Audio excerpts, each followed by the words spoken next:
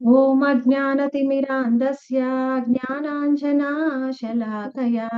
చక్షురున్మిలితం యేన తస్మై శ్రీగురవే నమః.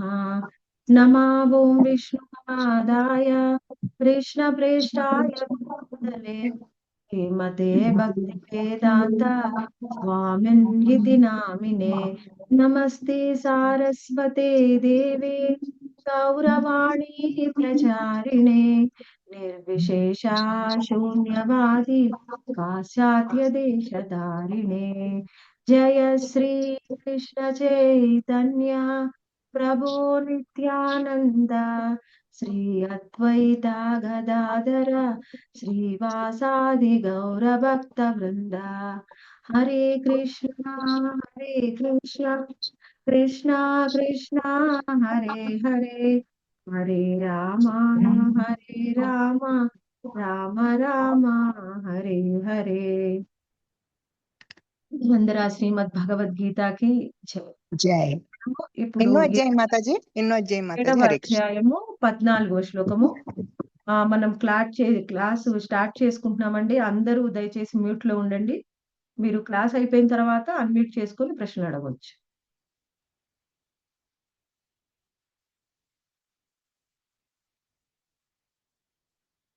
दैवी हेषा गुणमयी मम माया दुरत्यया मामेव ये प्रपद्यन्ते मायामेतां तरन्ति ते.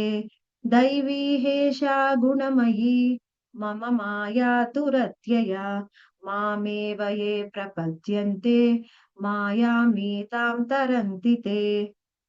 త్రిగుణాత్మకమైన నా ఈ దైవీ మాయ నిశ్చయముగా దాటశక్యము కానిది. కాని నన్ను శరణుజొచ్చిన వారు దీనిని సులభముగా దాటగలుగుదురు. ఏం చెప్తున్నారు ఈ శ్లోక? ఎప్పుడైతే ఈ భగవద్గీత 7.14 శ్లోకాన్ని మనం శ్రద్ధగా విని అర్థం చేసుకుంటే మనకి ఇప్పుడు భగవద్గీత, శ్రీమద్ భాగవతము, చైతన్య చరితామృతం ఏదైనా సరే మనం శ్రీల ప్రభుపాదుల వారు రాసినటువంటి ఏ పుస్తకాలని చూసినా కానీ అది చదువుతాము, అది అర్థం చేసుకుంటాము. చదివిన దాన్ని అర్థం చేసుకున్న దాన్ని మన జీవితంలో దాన్ని అన్వయించుకోవడం, దాన్ని ఏమంటారంటే ఇప్పుడు భగవద్గీత అయినా భాగవతమైనా మీరు వింటే దాన్ని జ్ఞానము అంటారు. దాన్ని ఏమంటారు? జ్ఞానము అంటారు. ఎప్పుడైతే జ్ఞానం పొందుతామో మనము భౌతికంగా ఏదైనా విషయం ఉందనుకోండి, మ్యాథ్స్ కానీ సైన్స్ కానీ ఏదైనా సరే ఆ జ్ఞానం పొందుతాం. ఆ జ్ఞానాన్ని మనము సులభంగా అర్థం చేసుకుంటాం. అర్థం చేసుకొని దాన్ని ఎగ్జామ్ లో రాసేస్తే పరీక్షల్లో మార్కులు వస్తే అయిపోయింది. ఆ జ్ఞానంతో ఇంకా మనకు అంతకు మించి ఎక్కువ పని లేదు. ఎప్పుడైనా కొంత భౌతిక జ్ఞానం మాత్రమే వాళ్ళు ప్రతిరోజు వారు చేసే పనులలో ఉపయోగపడుతుంది. అది కూడా కొంత మేర. కానీ భగవద్గీత గాని, భాగవతము ఏదైనా ఆధ్యాత్మిక జ్ఞానం అనేది మనము అర్థం చేసుకోవడంతోని సరిపోదు. దాన్ని ఎప్పుడైతే అర్థం చేసుకున్న దాన్ని మన జీవితంలో అన్వయించుకొని మనం ఎప్పుడైతే దాన్ని ఆచరిస్తామో దాన్ని విజ్ఞానము అంటాం. ఇప్పుడు ఆ విజ్ఞానాన్ని ఎలా మనము ఈ విజ్ఞానం అంటే ఏంటి? ఎలా మన జీవితంలో ఆచరిస్తే దాన్ని విజ్ఞానం. మనం దాన్ని రియలైజ్ అయినా సరే దాన్ని విజ్ఞానము అంటాం. రియలైజ్ అవ్వడం అంటే అర్థం చేసుకొని మన జీవితంలో అప్లై చేయడం వల్ల మనకు పొందే అనుభవం దాన్నేమంటారంటే రియలైజేషన్ అంటారు. ఇప్పుడు ఆ అనుభవం అనేది రావాలి అంటే మనకి ఈ భగవద్గీత, భాగవతాన్ని చదువుతున్నాం, ఆ జ్ఞానం పొందుతున్నాము. మన జీవితంలో మనం ఎలా అప్లై చేసుకోవాలి, ఎలా ఆచరించాలి అనేది ఈ శ్లోకం చెప్తుంది. అందుకని మీరు ప్రతిరోజు ఎన్ని క్లాసులు విన్నా సరే, ఆ విన్న జ్ఞానం మొత్తం కూడా మనం ఎలా ఆచరించాలో చెప్పే శ్లోకం ఇది. అందుకని శ్రద్ధగా విని, శ్రద్ధగా మనం అర్థం చేసుకోవడానికి ప్రయత్నం చేయండి. అసలు ఏం చెప్పబోతున్నారు శ్రీకృష్ణ భగవానుడు మనకి ఈ శ్లోకంలో? ఇది అర్జునుడికి కేవలం అర్జునుడు ఒక మాధ్యమం మాత్రమే. కానీ చెప్పేది మనకి. అందుకని ఏం చెప్తున్నారు శ్రీకృష్ణ భగవానుడు ఇందులో అనేది మనం చూడాలి. ఇక్కడ ఏమన్నారు? మాయ. శ్లోకంలో ముఖ్యంగా మనకి ఏం అర్థం చేయాలని, ఏం అర్థమయ్యే విధంగా చెప్తున్నారంటే మాయ గురించి చెప్తున్నారు. అసలు మాయ అంటే ఏమిటి? భగవంతుడు ఇందులో ఒకసారి శ్లోకం మీనింగ్ చూద్దాము. మాయ అంటే భగవంతుడి యొక్క శక్తి మాయ అంటే. అది ఎక్కడో బయట నుంచి ఉన్నదని కాదు. అయితే ఇందులో ఈ మాయ మమ మాయ దురత్యయ అన్నాడు. మమ మాయ, మమ అంటే నా యొక్క, అంటే ఇక్కడ ఏం డిక్లేర్ చేస్తున్నారు? ఈ మాయ నాదే. నా నుంచి వచ్చిందే అని చెప్తున్నారు ముందు. ఇటువంటి మాయని దాటడం ఎవరికి కూడా అసాధ్యమంట. ఎవరికైనా అసాధ్యమైనటువంటి ఈ మాయ ఏమిటి మాయ? దైవీహేష అంటే ఇది దివ్యమైనది. ఈ మాయ ఎంతో దివ్యమైనది అని చెప్తున్నారు. ముందేం చెప్పారు? ఈ మాయ నాదే. దీనిని ఎవరు కూడా దాటలేరు. కానీ ఈ మాయ భౌతికమైన మాయ. ఇది ఆధ్యాత్మికమైన మాయ కాదు. యోగ మాయ కాదు. ఇది మహామాయ. ఇటువంటి మాయ ఏం మాయ? దివ్యమైనది అని చెప్తున్నారు. దివ్యమైన మాయ, దైవీహేష, గుణమయీ. గుణమయీ అంటే త్రిగుణాలని కూడి ఉంది ఈ మాయ. మనకి తెలుసు త్రిగుణాలంటే 3 గుణాలు. సత్వగుణము, రజోగుణము మరియు తమోగుణము. ఇది ఈ మాయ అనేది ఈ 3 గుణాలతోని బంధింపబడి ఉంటుంది. 3 గుణాలతోని మనకు బంధింపబడి ఉండేదే మాయ. ఇప్పుడు బంధింపబడి ఉండడం అంటే ఏదైనా మనం బంధించాలి అంటే ఏం చేయాలి? ఒక తాడుతోని కట్టేయాలి. మనకి దామోదర లీలలో కృష్ణుడిని బంధించాలి అనుకుంది యశోదామాత. ఏం చేసింది? రోటికి ఒక తాడుతోని కట్టేసింది. అంటే దేన్నైనా కట్టేయాలి అంటే దానికి ఒక తాడు అవసరం. అంటే ఈ మాయ ఏం చేస్తుంది? మనని కట్టేస్తుంది ఈ భౌతిక లోకంలో. దేనితోని కట్టేస్తుంది? 3 తాళ్లతోని కట్టేస్తుంది. మనం ఎవరమైనా సరే ఇందులో ఏదో ఒక తాడుతోని బంధింపబడి ఉండవచ్చు. కొన్ని సందర్భాల్లో 3 తాళ్లతోని కూడా మనం బంధింపబడి ఉండొచ్చు. కొన్ని సందర్భాల్లో కాదు. అన్ని సందర్భాల్లోనూ మనం 3 తాళ్లతోని బంధింపబడి ఉంటాం. ఎవరైనా ఒక సిద్ధ పురుషులు, ముక్తాత్ములు, గురు మహారాజ్ లాంటి వాళ్ళు మాత్రమే వాళ్ళు ఏ తాడుతోని బంధింపబడి ఉండరు. సాధకులైన మనలాంటి వాళ్ళు 3 తాళ్లతోని బంధింపబడి ఉంటారు. సరే ఇప్పుడేం తెలుసుకున్నాం మనం మొదటి లైన్‌లో నా మాయ ఒకటి ఉంది. అది భౌతికమైన మాయ. మళ్ళీ దైవీహేష అది దివ్యమైన మాయ. ఆ మాయ అనేది 3 తాళ్లతోని బంధించబడి ఉంది. అందుకే గుణమయి అని చెప్పారు. ఆ తర్వాత ఏం చెప్తున్నారు? మామేవయే ప్రపద్యంతే మాయామేత తరంతితే. ఇక్కడ ఇంకేమన్నారు? మామేవయే ప్రపద్యంతే. అంటే ఈ మాయ ఎక్కడిది? ఈ మాయ నాకు సంబంధించినది. నా మాయ అని చెప్తున్నారు. సిగ్నిఫికెన్స్ మళ్ళీ ఇస్తున్నారు. ఈ మాయ నాది అని. తర్వాత ప్రపద్యంతే ఎప్పుడైతే మాయ అని గాదు. ఇక్కడ మామేవ ఏ ప్రపద్యంతే అంటే నాకు శరణాగతి పొందితే. మరి మాయ అనేది చాలా కష్టం అంటున్నారు. అది నన్ను దాటడం కష్టం అంటున్నారు మాయని. మరి అటువంటి మాయని దాటడానికి కూడా సొల్యూషన్ ఆయనే చెప్పాలి గదా! ముందేం చెప్తున్నారు ఫస్ట్ లైన్‌లో ప్రాబ్లమ్ ఏంటో చెప్తున్నారు. మనమందరము అనుభవించే ప్రాబ్లమ్ చెప్తున్నారు. దానికి సొల్యూషన్ కూడా ఇదే శ్లోకంలో చెప్తున్నారు. ముందు మనం ప్రాబ్లమ్ అర్థం చేసుకోవాలి. ఎక్కడ ఉన్నాం? మనం ఎలా ఉన్నామని సొల్యూషన్ కూడా అర్థం చేసుకోవాలి. ఇక్కడ సొల్యూషన్ ఏమంటున్నారు? మామేవయే ప్రపద్యంతే. ఒకవేళ నీవు నాకు శరణాగతి పొందితే మాయామేతాం తరంతితే. ఇప్పుడు నువ్వు ఇటువంటి మాయ నుంచి బయటపడవచ్చును. ఒక్క నిమిషం మాతాజీ.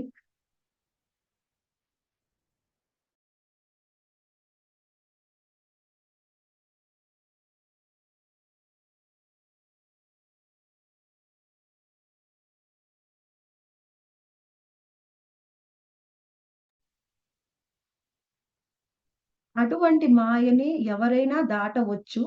అంటే దాటడం చాలా కష్టమే. కానీ దానికి సులభమైన మార్గం ఏమిటి? ఇటువంటి మాయని ఎవరైతే నాకు శరణాగతి పొందుతారో వాళ్ళు సులభంగా దాటవచ్చు అని చెప్తున్నారు. ఈ శ్లోకానికి మనకి ప్రభుపాదుల వారు చాలా బాగా పర్పోర్ట్ ఇచ్చారు. పర్పోర్ట్ చదువుతూ ఉంటే చాలా బాగా ఎంత డీటెయిల్డ్‌గా మనకి లైన్ బై లైన్ ఎక్స్‌ప్లెయిన్ చేశారు. ఈ మాయ ఏమిటి? దాని మీద అది మన మీద ఎలా ప్రభావాన్ని చూపిస్తుంది? దాన్ని దాటడం ఎలా? అనేది మనకి ఈ శ్లోకంలో మనం అర్థం చేసుకోవచ్చు. ముందు మనం ఇక్కడ ఏం అర్థం చేసుకోవాలి అంటే, భౌతికమైన ఈ దైవీ మాయ అంటే భగవంతుడికి ఉన్న మాయ ఇదొక్కటేనా? ఇదొక్కటేనా శక్తి? భగవంతుడికి ఎన్నో రకాల శక్తులున్నాయి. అందులో ముఖ్యమైనవి 3. అవి ఏమిటి? బాహ్య శక్తి, అంతరంగ శక్తి మరియు తటస్థ శక్తి. ఈ దైవీ మాయని మనం బాహ్య శక్తి అని చెప్తాం. అయితే మనకి అంతరంగ శక్తి వేరు. మనకి అది శ్రీమతి రాధారాణి ఆయన యొక్క అంతరంగ శక్తి. ఇంకొకటి తటస్థ శక్తి. తటస్థ శక్తి అంటే మానవులు. ప్రతి జీవుడు కూడా తటస్థ శక్తే. అసలు తటస్థ శక్తి అంటే ఏమిటి? ఎప్పుడు గూడా చెప్తూ ఉంటాం తటస్థ శక్తి అంటే, మనకు తటము అంటే ఏమిటి అంటే, ఒక నది పక్కన ఉండే మనం ఎక్కడికైనా వెళ్తున్నాము. ఒక నదికి వెళ్ళాం, ఒక సముద్రానికి వెళ్ళాం. దాంట్లో ఏముంటుంది? ఆహ్, సముద్రాన్నయితే బీచ్ అంటారు. దాన్నేమంటారు? ఒడ్డు అని కూడా అంటారు. దాన్నే తటము అని కూడా చెప్పవచ్చు. తటము అంటే, ఇప్పుడు ఆ తటాన్ని ఏమిటి? అది భూమి అని చెప్పలేము. దాని మీద నీరు కూడా ఉండదు. కానీ ఆ తటం ఎప్పుడైనా ఆ నది ఎండిపోతే అది భూమిగా మారిపోవచ్చు సాధారణంగా. ఆ నది పొంగిపోతే అది నీటిలో కలిసిపోయి నదిలాగా కూడా మారిపోవచ్చు. తటము అంటే ఏమిటి? అది కాదు, ఇది కాదు. ఎక్కువగా ఏది ప్రభావాన్ని చూపిస్తే ఆ విధంగా మారిపోతుంది తటం. అలాగే జీవులు కూడా. మనం ఎలా ఉన్నాము? తటస్థ శక్తి అంటే మనం పూర్తిగా బాహ్య శక్తి కాదు, అంతరంగ శక్తి కాదు. మనం భౌతికమైన లోకంలోకొచ్చి ఎప్పుడైతే ఈ భౌతికమైన పదార్థంతోని సంపర్కం వస్తుందో, అప్పుడు మనము ఈ ఆహ్, భౌతిక శక్తితో ఆ ప్రభావం మన మీద ఉండడం వలన, అప్పుడు మనం ఏమైపోతాము? ఈ గుణాలతో బంధింపబడి, ఈ మాయాశక్తి ప్రభావంలో పడిపోతాం. ఒకవేళ మనము ఈ భౌతిక లోకంలోకి రాకపోతే, ఆధ్యాత్మిక లోకంలో ఉంటే, అప్పుడు ఆయన అంతరంగక శక్తి యొక్క ప్రభావం మన మీద ఉన్నప్పుడు, దీని మీద యోగమాయ ప్రభావం ఉంటుంది. అప్పుడు మనం ఆధ్యాత్మికంగా మన జర్నీ ఉంటుంది పూర్తిగా. అంటే జీవుడు ఏ క్షణంలో అయినా, ఎప్పుడైనా పూర్తిగా మహామాయ ప్రభావంలో అయినా ఉండవచ్చు, యోగమాయ ప్రభావంలో అయినా ఉండవచ్చు. మహామాయ ప్రభావంలో ఉన్నప్పుడు మనము భౌతికంగా గుణాల చేత బంధింపబడి పూర్తిగా భౌతికంగానే ప్రవర్తిస్తాం. ఎప్పుడైతే మనము ఆధ్యాత్మిక గుణం యోగమాయ ప్రభావం మన మీద ఉంటే, అప్పుడు మనం ఆధ్యాత్మికంగా ప్రవర్తించి భగవంతుడికి దగ్గరవుతాం.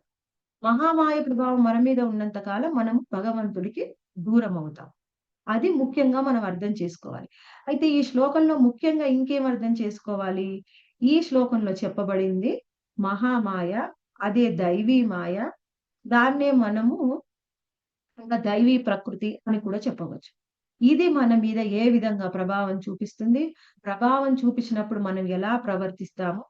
తర్వాత దాని నుంచి బయటపడడం కష్టమని చెప్తున్నారు. దాని నుంచి ఎలా బయటపడాలి అనేది ఈరోజు చూద్దాం. అయితే ఇక్కడ మనము అసలు మనకి ప్రభుపాదుల వారు ఏం చెప్తున్నారంటే, ఎప్పుడు ఒక జీవుడు ఈ భౌతిక లోకంలోకి వచ్చాడు అనేది లెక్కించడమే కష్టము. నువ్వు ఎప్పుడొచ్చావో అనేది ఎవరికీ తెలియదు. ఎంతో అనంత కాలం నుంచి మనం ఇక్కడే ఉన్నాము. ఎందుకున్నాము? ఎప్పుడైతే మనము ఆహ్, ఒక ఎగ్జాంపుల్ నేను చెప్తా. ఎందుకు మనం అసలు ఇక్కడికొచ్చాము? ఇక్కడికొచ్చిన తర్వాత కూడా మనం ఎలా ఉన్నాము? అనేది చాలా ముఖ్యం. ఇక్కడ ఏం చెప్తున్నారంటే, ఇక్కడికి వచ్చిన తరువాత, భౌతిక లోకంలోకి వచ్చిన తరువాత, మనని 3 గుణాలు కూడా బంధిస్తాయి. ఏమిటవి? సత్వ, రజస్, తమో గుణాలు. ఈ సత్వ, రజస్, తమో గుణాలు మనని బంధించినప్పుడు, మన మీద ఏ గుణం యొక్క ప్రభావం ఎక్కువగా ఉంటుందో, దానికి తగ్గట్టుగా మనం ప్రవర్తిస్తూ ఉంటాం. మన మీద ఎప్పుడు ఏ గుణమైనా ప్రభావం చూపించవచ్చు. ఒకే రోజులో 3 గుణాలు కూడా మన మీద ఉండవచ్చు. కాసేపట్లోనే మన మనసు ఒక్కొక్కప్పుడు ఒక్కొక్క విధంగా మారిపోతూ ఉంటుంది. ఇప్పుడు ఎదురుగా మనకు దగ్గరకి ఒక మంచి భక్తుడు వచ్చాడనుకోండి. చాలా మంచిగా ఉంది ఆయన మాటలు, ఆయన ప్రవర్తన, ఆయన విధానం. అప్పుడు ఎమ్మటే ఆటోమేటిక్‌గా మన సత్వగుణంలోకి మారిపోతాం. నేనిప్పుడే సెంటర్‌కెళ్ళొనొచ్చానండి. టెంపుల్‌కెళ్ళొచ్చాను. సత్వగుణంలో ఉన్నాను. ఇంటికొచ్చాను. ఇంట్లో పిల్లలు గాని, భర్త గాని, అత్తమామలు కానీ ఎవరైనా ఉండవచ్చు. వాళ్ళు గొడవ పడవచ్చు. రాగానే మనల్ని ఏమైనా అనవచ్చు. రాగానే వాళ్ళని చూడగానే కోపం రావచ్చు. వెంటనే రజోగుణం. వెంటనే మనం వాళ్ళని అరవచ్చు. ఎమ్మటే ఇంకా నీచంగా తమో గుణంలోకి కూడా వెళ్ళిపోవచ్చు. అంటే మన చుట్టూ ఉన్న పరిస్థితుల్ని బట్టి ఒక్కొక్క గుణము ఒక్కొక్క సమయంలో మన మీద ప్రభావం చూపిస్తుంది. ఎలా ఇప్పుడు ఉదయం లేసినప్పుడు ఎక్కువగా మనకేం చెప్తారంటే చాంటింగ్ ఉదయం చేయండి. జపం ఉదయం చేస్తే మీకు చాలా బాగా శ్రద్ధగా చేయగలరు. ఎందుకు? ఉదయం సమయంలో ఆ సమయమే మనకు సత్వగుణంలో ఉంటుంది కాబట్టి మన జపం చాలా బాగా అవుతుంది. అదే మధ్యాహ్నం పూట రజోగుణంలో ఉంటుంది. నైట్ ఏమో చేస్తుంటాము. ఎప్పుడైనా చెయ్యలేదు, కుదరలేదనుకోండి, పేరుకు మాల పట్టుకుంటాం. కానీ మాల అవ్వదు. నిద్రొస్తుంది. అంటే ఒక్కొక్క సమయంలో చేస్తే ఒక్కొక్క విధంగా మన మీద సమయం ప్రభావం చూపిస్తుంది. స్థల ప్రభావం కూడా ఉంటుంది. ఇప్పుడు మీరే ఇక్కడున్నారు. ప్రతిరోజు మీ ఇంట్లో జపం చేస్తే కొంత శ్రద్ధగా కుదరవచ్చు. కానీ ఒక బంధువుల ఇంటికి వెళ్తే వాళ్ళు నాన్ డివోటీస్ అనుకోండి. అక్కడ మన జపము ఎంత కష్టపడ్డా త్వరగా అవ్వదు. శ్రద్ధగా కుదరదు. అదే ఒకవేళ మనము వృందావన్ కానీ, మాయాపూర్ కానీ వెళ్తే అక్కడ ఇంకా శ్రద్ధగా చేయవచ్చు. అక్కడ పొద్దుగూకులు జపం చేసినా గాని ఏం విసుగనిపించదు. చెయ్యాలని అనిపిస్తుంది. అంటే ఏమిటి? మన మీద పరిస్థితుల ప్రభావము, సమయం ప్రభావము, మళ్ళీ స్థల ప్రభావం కూడా మన మీద ఉంటుంది. అలా మన మీద ఒక్కొక్కప్పుడు ఒక్కొక్క గుణం మన మీద ప్రభావం చూపిస్తుంది. అయితే మనము అనుకోవచ్చు. అయితే నా మీద ఈ పరిస్థితులు ఎందుకు, స్థలము ఎందుకు, సమయం ఎందుకు ప్రభావం చూపిస్తుంది? అసలు నేను ఎప్పుడు కూడా సత్వగుణంలో ఉండవచ్చు కదా! ఎందుకు మనని ఏం అడ్డుకుంటుంది సత్వగుణంలో ఉండకుండా? అది మనం ఆలోచించాలి. అది మనము జాగ్రత్తగా ఆలోచిస్తే మనని సత్వగుణంలోకి వెళ్ళకుండా మనని అడ్డుకునేది ఏమిటి? అంటే మనము ఒక పరిస్థితికి గాని, ఒక వ్యక్తికి గాని, ఒక విషయాన్ని గాని మనము ప్రవర్తించే విధానము, మనం ప్రతిస్పందించే విధానం మీదనే అదంతా ఆధారపడి ఉంటుంది. ఇప్పుడు ఎక్కువగా మనము ఏం చెప్తూ ఉంటామంటే, "మాతాజీ మీరెందుకు డల్‌గా ఉన్నారు?" అంటే, "మాతాజీ నిన్న అసలు నేను ఏమీ చేయలేదు మాతాజీ. ఆ! మా హస్బెండ్ ఇలా అన్నాడు. నా భర్త ఇలా అన్నాడు. మా అత్తగారు ఇలా అన్నది. అసలు నేనేం చేయలేదు. నా తప్పే లేదక్కడ." అని మనం ఎక్కువగా ఏం చేస్తాము? మన మనకున్న పరిస్థితికి కారణము ఎదుటి వాళ్ళలో వెతుకుతూ ఉంటాం. కొన్ని సందర్భాల్లో ఎదుటి వాళ్ళు గూడా కారణం కావచ్చు. అందుకే ఇప్పుడు మనకు చెప్తూ ఉంటారు. మనం ఈ భౌతిక లోకంలో ఉన్నప్పుడు 3 రకాల పరిస్థితులు మన మీద ఎక్కువ ప్రభావం చూపిస్తాయి. వాటిని ఏమంటామంటే ఆది భౌతిక, ఆధ్యాత్మిక, ఆది దైవిక అని చెప్తూ ఉంటాం. ఈ ఆది భౌతికకి కారణం ఎవరు? మన చుట్టూ ఉండే వ్యక్తులు కావచ్చు, జంతువులు కావచ్చు, పక్షులు కావచ్చు, పురుగులు కావచ్చు. మన చుట్టూ ఉండే వాళ్ళు ఎవరైనా మన పట్ల దురుసుగా గాని, ఏ విధంగా అయినా ప్రభావం చూపించవచ్చు. దానివల్ల మనకు సంతోషం గాని, దుఃఖం కానీ కలుగుతుంది. అయితే ఎక్కువ సందర్భంలో మనం ఎదుటి వాళ్ళలో మనకు కలిగే దుఃఖాన్నే చూస్తాం. అంటే మనకు కలిగే దుఃఖానికి కారణం ఆది భౌతిక కారణం ఏమిటి అంటే, మన చుట్టూ ఉండే వ్యక్తులు, ఏమైనా జంతువులు కావచ్చు, మస్కిటో ఒక సూక్ష్మ క్రిమి కూడా కావచ్చు. అది ఆది భౌతిక కష్టం. ఇంకొకటి ఆధ్యాత్మిక కష్టం. ఆధ్యాత్మిక కష్టం అంటే ఏమిటి? నా వల్ల నాకు కలిగే కష్టం. అంటే ఏమిటి? నా వల్ల నాకు కలగడం అంటే, నాకు ఆరోగ్యం ఉండవచ్చు. ఇంకా కొన్ని సందర్భాల్లో ఎక్కువగా మన ఆరోగ్యం అనేది మనని ఇబ్బంది పెడుతూ ఉంది. అంటే నా వల్ల నాకు వచ్చే కష్టం. ఆధ్యాత్మిక కష్టం. ఇంకొకటి ఆది దైవిక. ఆది దైవిక అంటే చుట్టూ ఉండే వాతావరణ పరిస్థితులు. అంటే దైవం ఏర్పరిచినటువంటి పరిస్థితులు. అవేమిటి? సునామీలు, ఎర్త్‌క్వేక్‌లు, లేకపోతే ఏదైనా తుఫాను రావడము, ఎక్కువగా ఎండ ఉండడము, ఇవన్నీ కూడా ఆది దైవిక కష్టాలు. ఎక్కువగా చలి ఉండడం. అయితే వీటన్నిటికి కూడా మనం మూల కారణం చూస్తే మనకు భౌతికంగా ఎన్నో కారణాలు కనిపించవచ్చు. కానీ మూల కారణం చూస్తే ఏమర్థమవుతుంది మనకంటే, ప్రతి దానికి కూడా కారణము నేనే. నేను ఇంతకు ముందు చేసినటువంటి పనుల యొక్క ఫలితాన్ని నేను అనుభవిస్తున్నాను. అది ఎవరైతే తెలుసుకుంటారో వాళ్ళప్పుడు ఈ దైవీ మాయ నుంచి చాలా త్వరగా బయటపడగలరు. అది ఎలా అర్థం చేసుకోవాలి? అర్థం చేసుకున్నప్పుడు మనం ఎలా ప్రవర్తించాలి? ఇది చాలా ముఖ్యం.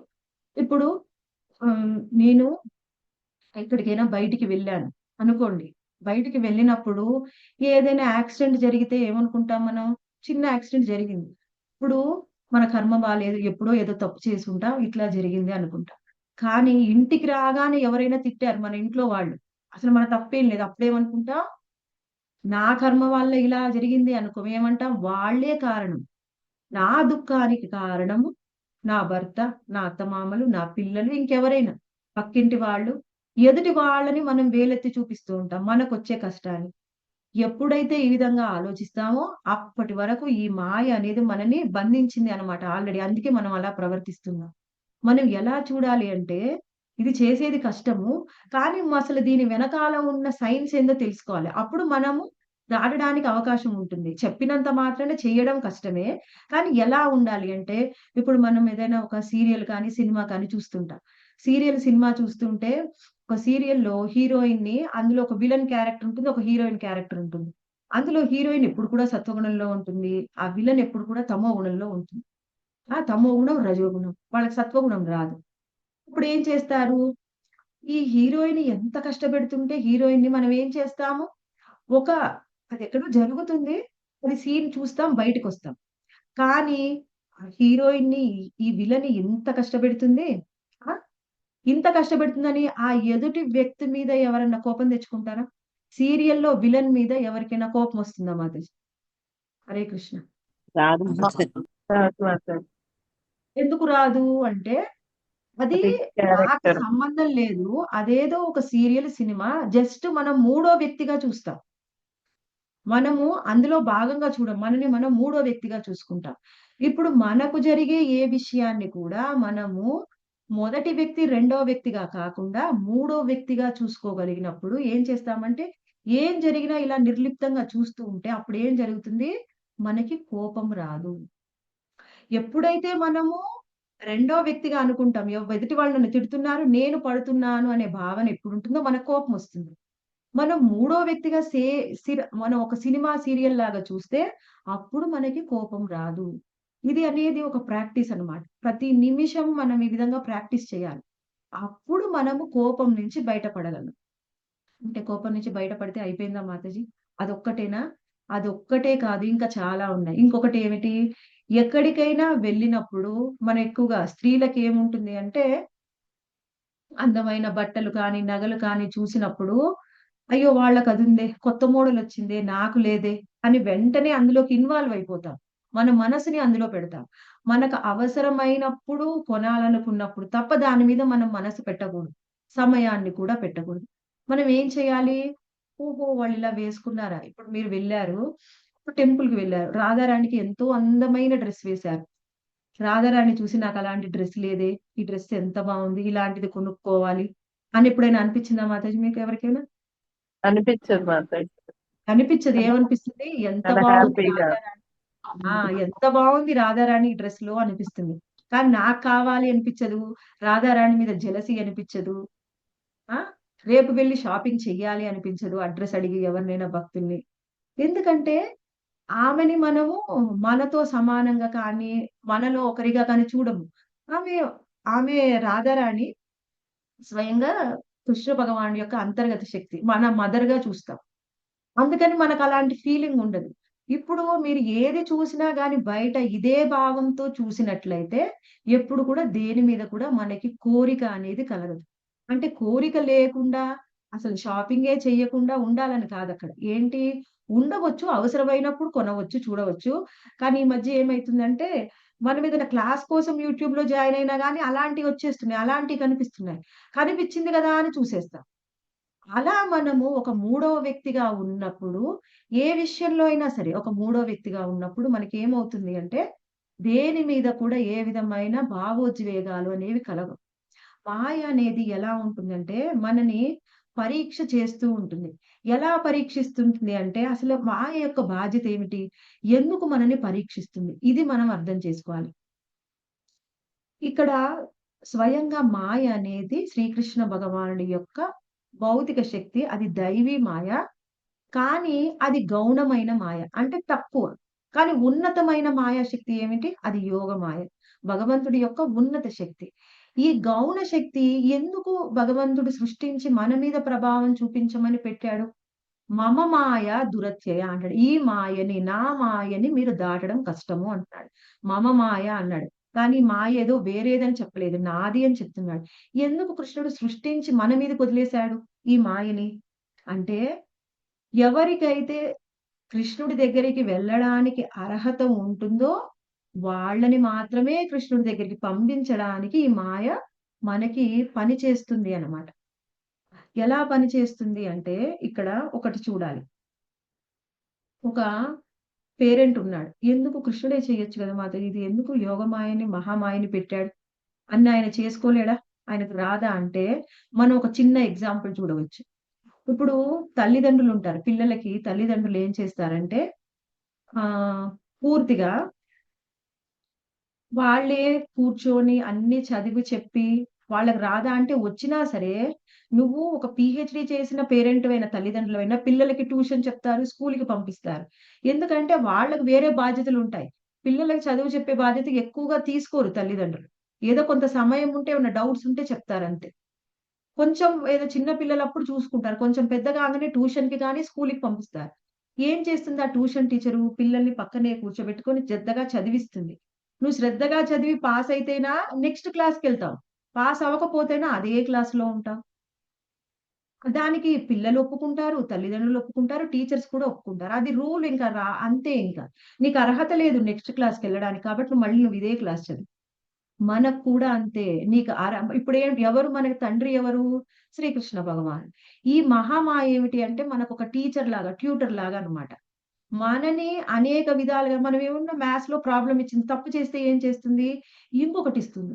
మనల్ని కరెక్ట్ చేసే వరకు ప్రాబ్లమ్స్ ఇస్తూనే ఉంటాడు మ్యాథ్స్ టీచర్. కరెక్ట్ చేసిన తర్వాత అప్పుడు ఇవ్వడం ఆపేస్తాడు. సరే ఇప్పుడు హోమ్ వర్క్ చేసావు. ఇప్పుడు నువ్వు ఇక ఇంటికి వెళ్ళవచ్చు. లేకపోతే ఇదే వచ్చి వారం రోజులు, నెల రోజులు ఇదే మళ్ళీ మళ్ళీ చెయ్యి. అంటే మాయ కూడా ఏం చేస్తుంది? మనకు ఒక పరీక్ష పెడుతుంది. తప్పు చేస్తే మళ్ళీ ఇంకో పరీక్ష పెడుతుంది. తప్పు చేస్తే ఇంకో పరీక్ష పెడుతుంది. అంతేకాని మనని ముందుకు వెళ్ళనీయదు. కృష్ణుడి దగ్గరికి వెళ్ళనీయదు. ఒకవేళ మనం కరెక్ట్ చేస్తే ఏం చేస్తుంది? పర్మిషన్ ఇస్తుందిగా నువ్వు ముందుకు వెళ్లి ప్రోగ్రెస్ అవ్వవచ్చు. మళ్ళీ ఇంకొక పరీక్ష కూడా ఉంటుంది. కొన్ని సార్లు ఏం చేస్తామంటే, సరే నాకు మ్యాథ్స్ బాగా వచ్చు. కానీ కేర్‌లెస్ నాకొచ్చులే.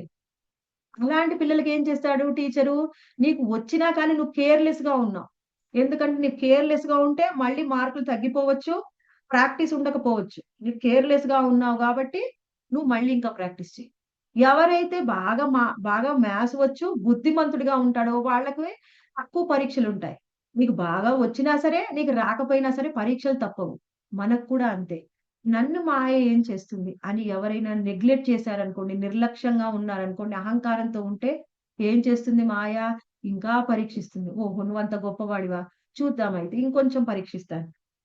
అలా మనం సక్సెస్ అయ్యే వరకు పరీక్ష చేస్తూనే ఉంటుంది మాయ. అది మాయ యొక్క బాధ్యత. ఎందుకసలు మనం ఈ భౌతిక లోకంలోకొచ్చాము? మనము కృష్ణుడిని దేవాది దేవుడు, శ్రీమతి రాధారాణి ఆమె మనందరికి తల్లిగా చూడకుండా ఎప్పుడైతే ఈర్ష్య పొందుతామో వాళ్ళని చూసి ఈర్ష్య పొందడం అంటే ఏమిటి? ఈర్ష్య పొందడం అంటే నేను కూడా వాళ్ళ స్థానంలో ఉండాలి అనుకోవడమే ఈర్ష్య. నాకు కూడా అలా కావాలి. నేను కూడా అలానే చేయాలి. నేనెందుకు వాళ్ళకి సేవ చేయాలి అనే భావన అనేది అది ఎలా మనం అర్థం చేసుకోవచ్చు ఈ భౌతిక లోకంలో అంటే, తల్లిదండ్రులకు ఎప్పుడు కూడా పిల్లలు ఎప్పుడు తల్లిదండ్రులకు సేవ చేయాలి. సేవ చేయకుండా ఇప్పుడు మోడర్న్ జనరేషన్ ఎలా అయిపోయిందంటే, తల్లిదండ్రులు ఎంత పెద్దవాళ్ళైనా వాళ్ళే ఇంకా పిల్లలకి సేవ చేస్తున్నారు. పిల్లలు చేయించుకుంటూ ఉన్నారు. అలా అని మనం కూడా అక్కడ ఉన్నామన్నమాట. అలా అలా ఆలోచన ఉన్నప్పుడు ఏం చేస్తాడు కృష్ణుడు, సరే నీకు పొందాలనుంది గదా! నువ్వు సేవల్ని పొందాలనుంది, సుఖాన్ని పొందాలి. అదేంటో చూడాలనుంది కదా! సరే నువ్వు వెళ్లి భౌతిక లోకంలో నువ్వవి అనుభవించు. అని మన కోసం భౌతిక లోకం సృష్టించి, ఇందులో మాయని ఒక టీచర్‌గా మనకు పెట్టాడు. ఇదెందుకు పెట్టి ఎప్పుడొచ్చాము ఈ భౌతిక లోకంలోకి అంటే, మనకు ప్రభుపాదుల వారు ఏం చెప్తున్నారంటే, "నువ్వు ఎప్పుడొచ్చావో అసలు తెలియదు. ఎన్ని జన్మల నుంచి ఇక్కడ ఉన్నావో ఎవరికీ తెలియదు. నీకు కూడా తెలియదు." ఎప్పుడైతే నువ్వు ఈ భౌతిక లోకంలోకొచ్చావో, ఈ మాయ అనేది ఈ త్రిగుణాత్మకమైన మాయ మనని 3 గుణాలతో బంధిస్తుంది. సరే, మనని 3 గుణాలతో బంధించింది. మరి ఇంతేనా మాతాజీ మనం ఈ 3 గుణాలలో బంధించి ఉన్నంత కాలము కూడా ఎప్పటికి కూడా కృష్ణుడిని చేరలేము. ఎప్పుడైతే ఈ 3 గుణాలతో బంధించి ఉన్నప్పుడు, మనకి ఏదైనా జన్మలో చేసిన కొంత సుకృతి కారణంగా భక్తులు తారసపడినప్పుడు, భక్తులు ఏ విధంగా మనకి తారసపడ్డా, భక్తి అనేది భక్తుల ద్వారానే వస్తుంది. 3వ స్కందము 12వ అధ్యాయంలో స్వయంగా బ్రహ్మదేవుడు సప్తర్షుల్ని, నారద మహామునిని కూడా సృష్టిస్తాడు. ఆయన మనస్సు నుంచి. అప్పుడు అందులో నారదుడి యొక్క పాత్ర ఏమిటి అంటే ఆయన చెప్తాడన్నమాట.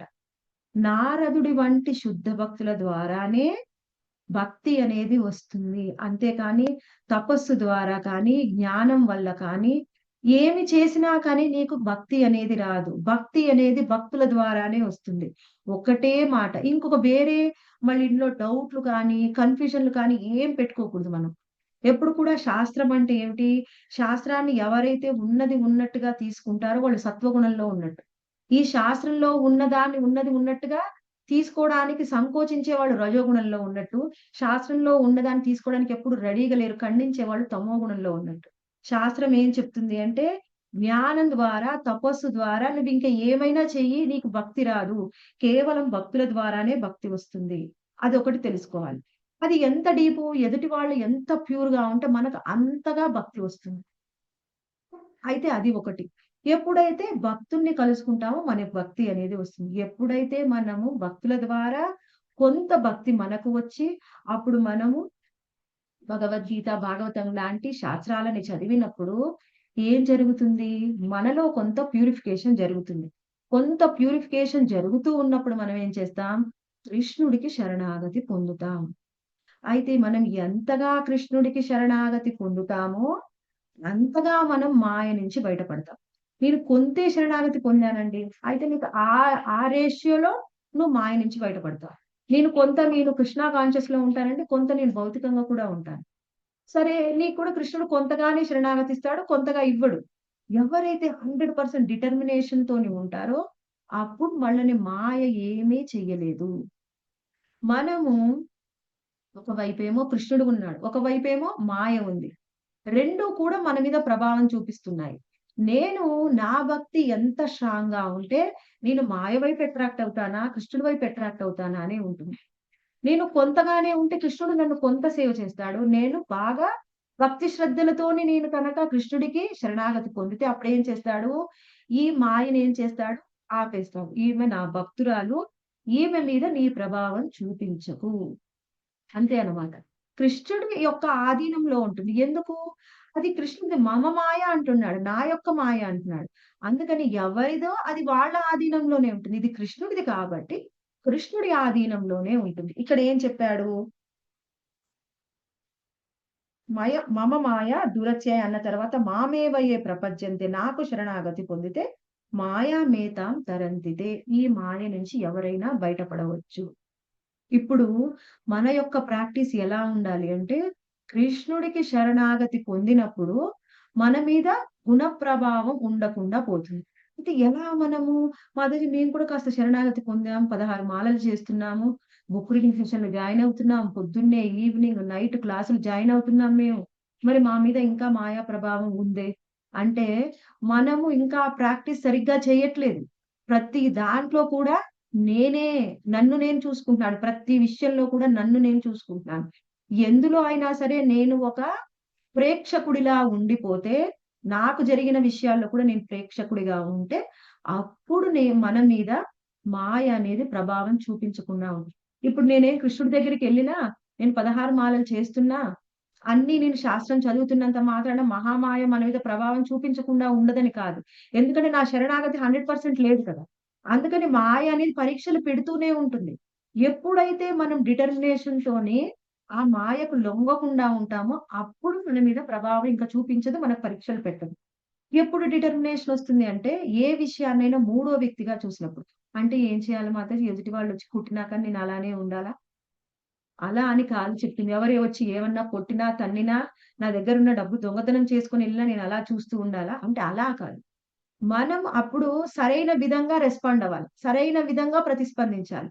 సరైన విధంగా అంటే ఏమిటి? మన ఇంట్లో మన అత్తగారేమన్నంటే ఓపిక పట్టాలి. మనము కాస్త ఓపిక పట్టి, కాస్త సహనం వహించాలి. కొన్నిసార్లు మంచిగా పొలైట్‌గా మర్యాదగా ఆన్సర్ చెప్పాలి. కొన్నిసార్లు అసలు ఏం చెప్పకుండా వినాల్సి వస్తుంది. కానీ పక్కింటి ఆవిడ వచ్చి ఊకే అకారణంగా వచ్చి ఒకసారి ఆ చెంప పగలగొట్టి వెళ్ళినా కానీ అలానే ఉంటారని అలా కాదు. ఎందుకు కొట్టావమ్మనని నేనేం తప్పు చేశాను? అని అడగవచ్చు. సరైన ఆన్సర్ ఇవ్వవచ్చు.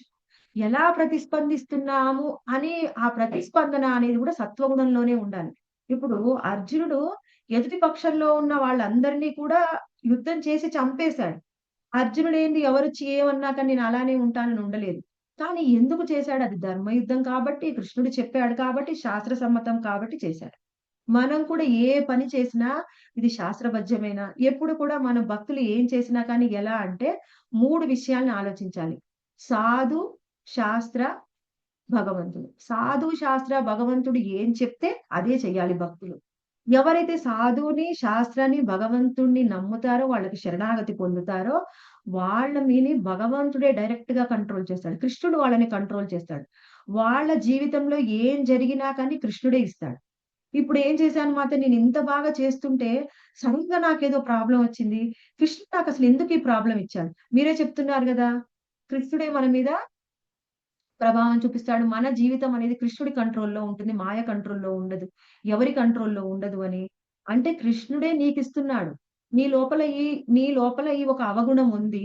ఈ అవగుణాన్ని నువ్వు పోగొట్టుకోవాలి. నీ లోపాన్ని నువ్వు సరిచేసుకోవాలి. కాబట్టి నీకు ఇటువంటి వ్యక్తి తారసపడేలా చేస్తున్నాను. ఆ వ్యక్తి నీతో ఎలా ప్రవర్తించినప్పుడు నువ్వెలా ప్రతిస్పందిస్తావు? దాన్ని బట్టి నువ్వు ఇంప్రూవ్ అయ్యాయా లేదా? నీలో అవగుణాలు పోయాయా లేదా? నీకే అర్థమవుతుంది. పోగొట్టుకోవడానికి నేను నీకు అవకాశం ఇస్తున్నాను అని కృష్ణుడు మనకు అవకాశం ఇస్తాడు. ఎప్పుడు కూడా మనకి కృష్ణుడికి శరణాగతి పొందితే మనము ఒక్కొక్క పరీక్షని తట్టుకొని బయటికెళ్తాము. లేదనుకోండి ఏం చేస్తాము? సాధన పాటికి సాధన జరుగుతూనే ఉంటుంది. భౌతిక విషయంలో ఆచరణలో మాత్రం చాలా తక్కువగా. చేస్తే చేస్తాం, ఆచరణ మాత్రం లేకపోతే లేదు. నేను అన్నీ చేస్తున్నాను. ఇంకా మనకేమిటి? ఇంకొక అహంకారం రావచ్చు. నా కుటుంబంలో ఉన్న వాళ్ళెవరు ఏం చేయడం లేదు. నేనన్నీ ఆచరిస్తున్నాను. కాబట్టి నేనింక గొప్పవాడిని అనే అహంకారం కూడా రావచ్చు. అంటే మనకి ప్రతి నిమిషం కూడా నువ్వు గొప్పదాన్ని, నేను భక్తుడిని అనే అహంకారం చూపిచ్చావనుకో, నీకు లోపల ఎక్కడైనా కొంచెం ఈగో ఉందనుకో, అప్పుడు కుటుంబ సభ్యుల ద్వారానే మన అహంకారం తీసేస్తాడు. అదేమిటి మాతాజీ, నేను ఇంత బాగా చేస్తున్నా నన్ను కుటుంబంలో వాళ్ళందరూ తిడుతున్నారు. ఎందుకు తిడుతున్నారంటే కృష్ణుడు నీకు అటువంటి పరిస్థితులు ఇచ్చాడు. నేను గొప్పదాన్ని అని నువ్వు అనుకోకమ్మా. నువ్వు సాధనలో ఇప్పుడే అడుగులు వేస్తున్నావు. నీది నువ్వు చూసుకో అని చెప్తున్నాడు మనకి. అలా కృష్ణుడు, మనం ఎప్పుడైతే కృష్ణుడికి శరణాగతి పొందుతామో, అప్పుడు మన మీద మహామాయ ప్రభావం చూపిస్తుందా? యోగమాయ చూపిస్తుందా ప్రభావం? అది ఎంత పాళ్ళు చూపిస్తుంది? అప్పుడు మనం పతనం అవుతామా? పతనం కాకుండా బయటికొస్తామా? అనేది డిపెండ్ అయ్యి ఉంటుంది. అదంతా కూడా మనం ఎలా ఉన్నాం, ఎలాంటి పరిస్థితిని ఎలా చూస్తున్నాం, అది దాని మీదనే ఆధారపడి ఉంటుంది. ఇది ఒక్క రోజులో వచ్చేది కాదు. సాధన ద్వారా మనలో ఉన్న అనర్థాలు తగ్గినా కొద్దీ మనము అదొకటి మళ్ళీ కంటిన్యూయస్‌గా మనం ప్రాక్టీస్ చేయాలి. ఎలా అంటే మ్యాథ్స్ ప్రాబ్లమ్ రాకపోతే ఏం చేయాలి? నువ్వు బాగా ప్రాక్టీస్ చెయ్యి. నీకు బాగా వస్తుంది. నువ్వు ప్రాక్టీస్ చేయకపోతే ఎలా వస్తుంది? నువ్వు రోజు సాధన చేస్తే ఆటోమేటిక్‌గా మ్యాథ్స్‌లో పర్ఫెక్ట్ అవుతావు. అలానే మనం కూడా రోజు సాధన, ప్రతి నిమిషం సాధన చేస్తూనే ఉండాలి. అప్పుడు పర్ఫెక్ట్ అవుతాం. అయితే ఇంకొక సందేహం రావచ్చు ఎవరికైనా. ఎందుకు మాతాజీ కృష్ణుడికే శరణాగతి పొందాలి? ఎంతమంది లేరు దేవతలు, దేవీ దేవతలు వాళ్ళందరికీ కూడా శరణాగతి పొందవచ్చు కదా! శివుడికి పొందవచ్చు, బ్రహ్మదేవుడికి పొందవచ్చు, ఇంకా సూర్యదేవుడికి పొందవచ్చు. ఇంకా ఏ దేవీ దేవతకైనా పొందవచ్చు కదా! అని సందేహం రావచ్చు. దానికి కూడా ప్రభుపాదుల వారు మనకి ఈ శ్లోకంలో మంచిగా క్లారిటీ ఇస్తున్నారు. ఏమిటి? దీనికి శ్వేతాశ్వతరో ఉపనిషత్తులో స్వయంగా దీనికి ఆన్సర్ చెప్పారన్నమాట. ఏం చెప్పారంటే, ఎవరైనా సరే కేవలము కృష్ణుడు, విష్ణువు మాత్రమే మాయకి యజమాని, ప్రభువు. మనందరికీ కూడా ప్రభువు. ప్రతి ఒక్కళ్ళకి ప్రభువు ఆయనే. వాళ్ళు కాకుండా మిగిలిన వాళ్ళెవరు కూడా ప్రభువు కాదు. వాళ్ళందరూ కూడా ఆయన నుంచి వచ్చిన వాళ్ళే. అందుకని వాళ్ళ మీద కూడా మాయా ప్రభావం ఉంటుంది. కానీ ఎంత ఉంటుంది? ఎన్ని పాళ్ళు ఉంటుంది? అది చూడాలి. ఎక్కువ పాళ్ళు ఉంటుంది. అది ఎప్పుడో ఒక సందర్భంలో కనిపిస్తుంది. మన మీదనేమో 100కి 100 పాళ్ళు లేకపోతే 90 పాళ్ళు, 90% పాళ్ళు ఉండవచ్చు మాయా ప్రభావం. కానీ ఈ బ్రహ్మదేవుడు, శివుడు మనం చూస్తే ఒక సందర్భం, ఎప్పుడో ఒక్క సందర్భం కనిపిస్తుంది. ఎప్పుడు ఒకసారి భృగు మహర్షి వెళ్లి బ్రహ్మని, శివుడిని, విష్ణువుని కూడా ముగ్గురిని పరీక్షించాలనుకున్నారు.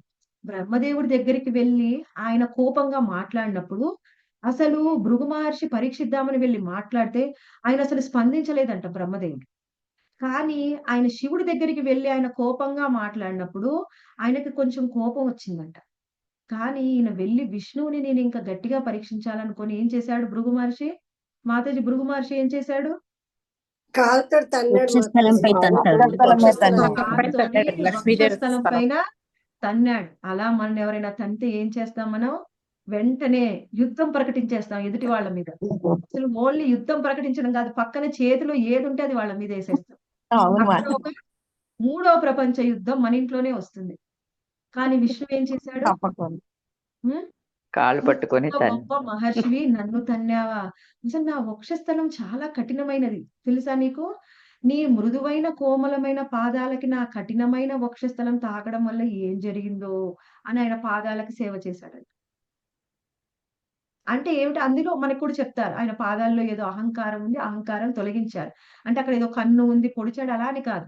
అలా అనేలోపు ఆయనకున్న అహంకారం అంతా పోయి, ఇలా కూడా ఎవరైనా ప్రతిస్పందిస్తారా అని భృగు మహర్షికి అప్పుడు అనిపించిందనమాట. స్వయంగా ఆయన మాయకి ప్రభువే అని ఆయన భృగు మహర్షి డిక్లేర్ చేశారు. అంటే ఏమిటి? అంటే వాళ్ళ మీద కూడా ప్రభావం చూపించింది. కానీ ఎప్పుడు 1, 2 సందర్భాలు కనిపిస్తాయి మనకు పూర్తిగా చరిత్ర చూస్తే. కానీ పూర్తిగా వాళ్ళు మాయని జయించలేదు. ఇంకొకటి అర్థం చేసుకోవాలి. ఎవరైతే ఎందులో అయినా సరే బంధింపబడి ఉన్నప్పుడు, బంధింపబడిన వాళ్ళు ఎవరు కూడా ఇంకొక బంధింపబడిన వాళ్ళని విముక్తి చెయ్యలేరు. ఎవరైతే విముక్తి అవ్వబడి ఉంటారో, బయట ఉంటారో వాళ్ళు బంధింపబడిన వాళ్ళని విముక్తి చేయగలరు. అంటే ఇక్కడ విముక్తిగా ఉన్నవాళ్ళు ఎవరు? బంధింపబడి ఎవరు లేరు? స్వయంగా కృష్ణుడు, కృష్ణుడి యొక్క ప్రతినిధి అయిన గురువు.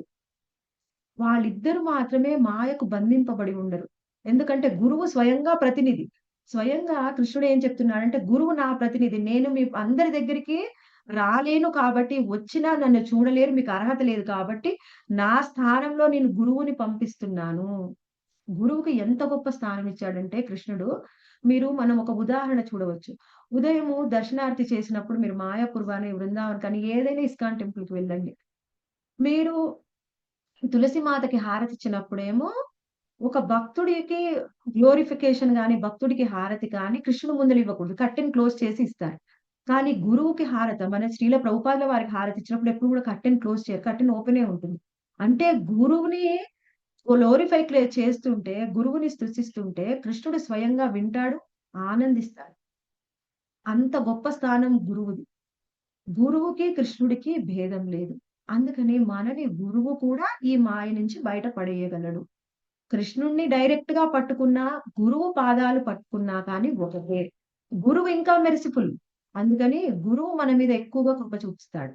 మనం ఈ దైవీ మాయ నుంచి బయటికి పడాలి అంటే, మమ మాయ దురత్యయ అన్నాడు.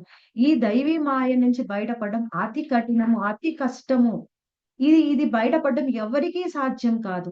ఎవరైతే నాకు శరణాగతి పొందుతారో వాళ్ళకే సాధ్యము. నాకు అంటే అక్కడ గురువు, కృష్ణుడు. ఎప్పుడైనా నాకు అంటే కేవలం కృష్ణుడని కాదు. అక్కడ గురువు కూడా వస్తాడు. ఎందుకంటే గురువే ఆయన ప్రతినిధిగా ఆయన పంపిస్తున్నారు. కృష్ణుడు ఆయన ప్రతినిధిగా గురువుని పంపిస్తున్నాడు. అందుకని గట్టిగా మనము ఎంత వీలైతే అంతగా. ఇప్పుడు మనం ఏం చేయాలి? దీక్ష రాని వాళ్ళు మనం ప్రభుపాదుల వారిని, కృష్ణుడిని గట్టిగా పట్టుకోవాలి. అప్పుడు ఈ మాయ నుంచి బయటపడగలం. దీక్ష పొందిన వాళ్ళు వాళ్ళ గురువుని, ప్రభుపాదుని అండ్ కృష్ణుడిని కూడా ముగ్గురిని గట్టిగా పట్టుకోవాలి. గురువుని పట్టుకుంటే ఇంకా చాలు. ఆయన ఇంకా మెర్సిఫుల్. కృష్ణుడి కంటే ఎక్కువ మెర్సిఫుల్. గురువు ఎవరు? తండ్రి. ఎలా అంటే మనకి ఒక తండ్రి, కృష్ణుడు కూడా తండ్రే. కానీ అందరినీ సమానం ఆయనకి. కానీ గురువుకి అలా కాదు. ఆయన పిల్లలం మనం. ఇప్పుడు తల్లిదండ్రులకు పిల్లల్ని ఎవరైనా అందరూ బాగా చూసుకుంటారు. పిల్లల్ని ఎవరు ఏమనరు, బాగానే చూసుకుంటారు. కానీ మన తల్లిదండ్రులకు మన మీద ఎక్కువ ప్రేమ ఉంటుంది కదా! అలాగే గురువుకి మనం పిల్లలు. కృష్ణుడికి ప్రపంచం మొత్తం అన్ని విశ్వాల్లో ఉన్న వాళ్ళ ప్రతి జీవి పిల్లలే. కానీ మనకు గురు మహారాజ్ ఎలా మనకు మాత్రమే తండ్రి. ఆయన శిష్యులకు మాత్రమే తండ్రి. అందుకని ఎక్కువ కృప చూపిస్తాడు. అందుకే గురువు పాదాలను పట్టుకుందాం. ఈ దైవీ మాయ నుంచి బయటపడి అప్పుడు మనము బయటపడితే సులభంగా కృష్ణుడి యొక్క పాదాలని చేరవచ్చు. గోలోకధామానికి వెళ్లి స్వయంగా కృష్ణుడికి సేవ చేసుకునే అవకాశం వస్తుంది. హరే కృష్ణ. మాతాజీ, హరే కృష్ణ మాతాజీ. తులసి మాత కూడా చాలా గొప్ప భక్తురాలు కదా మాతాజీ. గొప్ప భక్తురాలే కథ మాతాజీ. ఏంటి చాలా మాతాజీ గొప్ప మరి? భక్తురాలు. అయినప్పటికీ గురువు స్థానము ఎవ్వరికీ లేదు. కేవలం గురువుని మాత్రమే కృష్ణుడి ముందుల గ్లోరిఫై చేయొచ్చు. కావాలంటే కృష్ణుడు కూడా స్వయంగా అది తులసి మాతని గ్లోరిఫై చేస్తాడు, వింటాడు. కానీ అది ప్రతిరోజు కాదు. ఆయనకు నచ్చినప్పుడు. కొత్తగా తెలుసు గురువు కృష్ణ మాతాజీ. చాలా బాగుంది హరే కృష్ణ మాతాజీ. చాలా అద్భుతంగా ఉంది మాతాజీ. మాతాజీ. బాగుంది మాతాజీ. మాతాజీ మీరు అన్నట్లుగా కృష్ణ భగవానుడు అందరికీ తండ్రి. కానీ గురువు మాత్రం ఎవరైతే ఆయన పాదాలను ఆశ్రయించారో వాళ్ళకి మాత్రమే తండ్రి. కాబట్టి ఆయన ఇంకా ఎక్కువగా కేర్ తీసుకోవడానికి చాలా చాలా ఛాన్సెస్ ఉంటాయి. కాబట్టి గురువు ప్రత్యక్ష దైవం కాబట్టి ఆయన పాదాలు ఆశ్రయించి పూర్తిగా శరణాగతి చేస్తే భగవంతుడికి శరణాగతి చేసినట్లే. చాలా అద్భుతంగా ఉంది మాతాజీ. హరే కృష్ణ.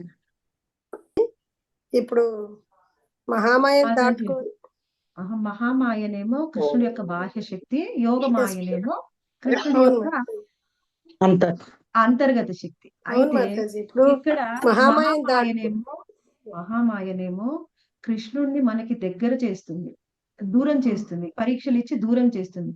యోగమాయ మనని కృష్ణుడికి దగ్గర చేస్తుంది. పరీక్షలు పెట్టి ఆ పరీక్షలు ఏం పెట్టదు, యోగమాయ పరీక్షలు పెట్టదు, మనకు అనుకూలమైన వాతావరణం కల్పిస్తుంది.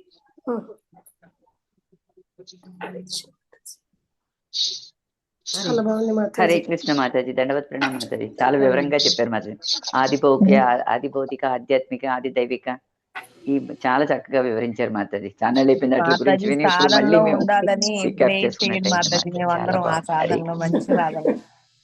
హరే కృష్ణ మాతాజీ. హరే కృష్ణ మాతాజీ. సాధనలో ఉన్నట్టు అనిపిస్తుంది మాతాజీ. నిజంగా మీరు అది అన్నట్లు ఒక అది క్షణానికి మాయగా అమ్మేస్తుంది మాతాజీ. హరే కృష్ణ అవునవును. మాతాజీ. అరసెకండ్కి దండవత్ ప్రణామం. హరే కృష్ణ మాతాజీ. దండవత్ ప్రణామం.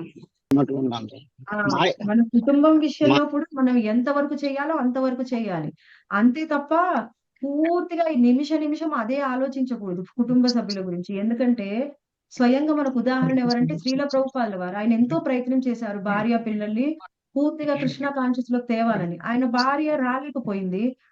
24 గంటలు ఆమె గురించి ఏం ఆలోచించేవాడు కాదు ప్రభుపాదుల వారు.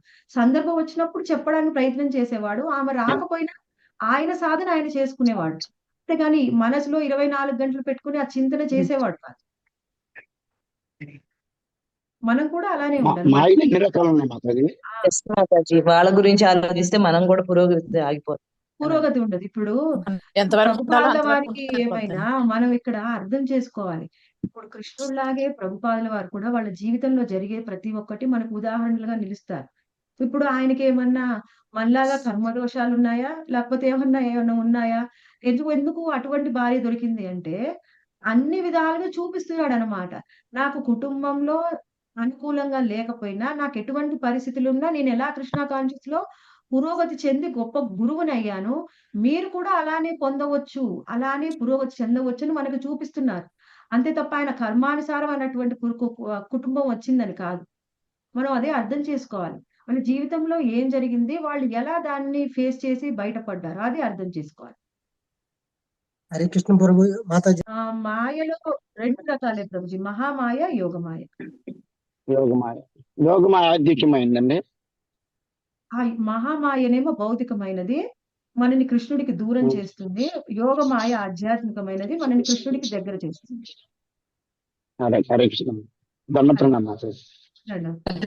కృష్ణ మాతాజీ. దండోత్తరం. ఇలాంటి రోజు జరుగుతున్న చాలా అదృష్టం అండి. భగవద్గీతలో ఒక్కొక్క విధంగా మనకి ఎక్స్ప్లెయిన్ చేస్తున్నాడు. కానీ ఏదే శ్లోకాన్ని మనం ఎన్నిసార్లు చదివినా మనకి ఒక్కొక్క విధంగా అర్థం అవుతుంది. ఎలా అర్థం అవుతుందంటే కృష్ణుడికి ఎంతో జ్ఞానం ఉంది, కానీ ఆయనకున్న జ్ఞానం అంతా అర్థం చేసుకోవడం మనకి జ్ఞానం లేదు, మనకంత ప్యూరిటీ లేదు. మన జ్ఞానం, మన ప్యూరిటీ పెరిగినా కొద్దీ కృష్ణుడు ఇచ్చే జ్ఞానం మనకి అర్థం అవుతూ ఉంటుంది. అవును ఎన్ని మాతాజీ. కోణాల్లో ఒక్కొక్క శ్లోకం చదివి ఒక్కొక్క విధంగా అర్థం అవుతుంది వినే మాతాజీ. కొద్ది ఎన్నెన్నో కోణాల్లో సమాధానాలు దొరుకుతూ ఉంటాయి మాతాజీ. అలా అనిపిస్తుంది. హరే కృష్ణ మాతాజీ. దండవత్ ప్రణామాలండి. ఇప్పుడు మీరు చెప్పింది క్లిప్పింగ్ పెడతారా మాతాజీ మళ్ళీ వినాలంటే? పెడతాం మాతాజీ. మీరు ఏ హరే గ్రూప్ లో కృష్ణ. ఉన్నారు? ఇందులో అదే ఉదయం దాంట్లో ఉన్నాం మాతాజీ. తర్వాత నిత్యం భాగవత సేవలో కూడా ఉన్నాను. ఓకే మాతాజీ, పెడతాం మాతాజీ. హరే కృష్ణ మాతాజీ. ధన్యవాదాలండి. దండవత్ ప్రణామాలు. ఇంకొకటి హరే కృష్ణ హరే కృష్ణ మాతాజీ. ఇంకొకటి ఏంటంటే ప్రభుపాద ఇచ్చిన వర్కౌట్ లో కూడా అంతర్లీనంగా ఉన్న వాటిని బయటికి తీసి బాగా చెప్తున్నారు మాతాజీ. మొత్తం వర్కౌట్ మేము కూడా చదివినా కానీ అది ఎంతవరకు అర్థమవుద్ది అంటే అంతవరకే ఉంటది. దాంట్లో నుంచి అంతర్లీనంగా ఉన్న అర్థాలను బయటికి తీసి వివరంగా మీరు మీ శిక్షా గురువులు అందరూ కూడా చాలా బాగా చెప్పడం చాలా బాగా నచ్చుతుంది మాతాజీ. అది ఎందుకంటే ఇప్పుడు ఎవరైతే సాధన చేస్తూ ఉంటారో వాళ్ళకి అర్థం అవుతుంటుంది. మీరు కొంచెం సీనియర్స్ కాబట్టి అర్థమైంది. అదే మీరు ఇంకొంచెం సీనియర్స్ అయితే మీరు కూడా ఇలా అర్థం చేసుకోగలరు. అంత సాధన మీదనే ఆధారపడి ఉంటుంది మాతాజీ. ఇంకా గొప్ప విషయం అంటే ఏం లేదు. అంటే మాతాజీ మీరు ఉదాహరణ మా భౌతిక జీవితాలు మేమేమైతే పనులు చేస్తూ ఉన్నామో వాటిని ఏ విధంగా దాటుకొని రావచ్చు ఆ ఉదాహరణలు అంత చక్కగా చెప్తారు మాతాజీ. ఆడవాళ్ళకు అనువయ్యేవి, మగవాళ్ళకు అనువయ్యేవి ఇలా దాటుకోవచ్చు అనేసి అని ప్రభుపాదుల వారు చెప్పిన దానికి చాలా చక్కగా చెప్తారు మాతాజీ.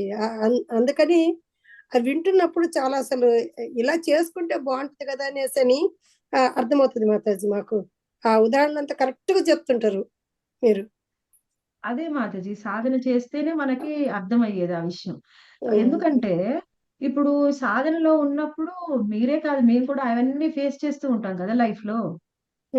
అవే చెప్తుంటాం. ఎప్పుడైతే దాన్ని ఏమంటారంటే దాన్నే రియలైజేషన్ అంటారు మాతాజీ. ఇప్పుడు దాన్నే మనం ఏమంటాము, అనుభవం అంటాం. ఇప్పుడు మీరు కూడా పిల్లలకి, మనము పెద్దవాళ్ళు, నేను అనుభవంతో చెప్తున్నాను రా, ఇది తప్పు, ఇది కరెక్ట్ కాదు, ఇది విను అని చెప్తుంటారు కదా. ఎందుకు? వాళ్ళకి జీవితాన్ని చూసిన అనుభవం ఉంది.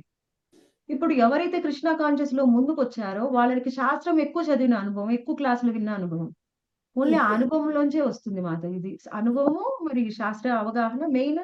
సాధన చదవటం చేస్తే కంటే కూడా మాతాజీ వినటమే ఎక్కువ ప్రభావం చూపిస్తుంది. చదువుకుంటూ పోతే చదివింది తెలుసుకోవటాన్ని జ్ఞానము, మనం ఆచరించేదాన్ని విజ్ఞానము. బాగుంది ప్రభు మాతాజీ, అది విషయం అర్థమైంది బాగా. బాగా అర్థమైంది. Okay Mataji, okay.